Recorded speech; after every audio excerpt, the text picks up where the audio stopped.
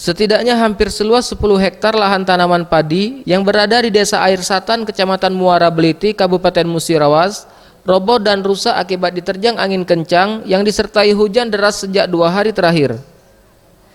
Datangnya cuaca buruk ini cukup membuat resah petani padi lantaran terancam gagal panen akibat tanaman padi mereka yang sudah menunggu hari memasuki musim panen rusak akibat angin kencang.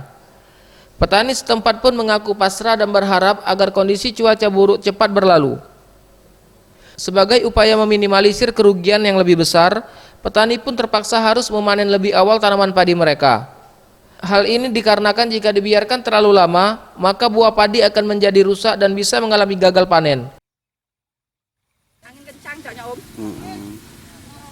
Itu ada berapa banyak di sini? Berapa hektar? Kayaknya sampai 10-an hektar lah. Ini dipanen cepat atau seperti apa? Ya iya, dipanen cepat supaya padinya nih nggak bosok. Khawatir nggak Bu? Gagal panen apa? Khawatir? Kalau nggak dipanen ya gagal panen. Tim Liputan Sriwijaya TV.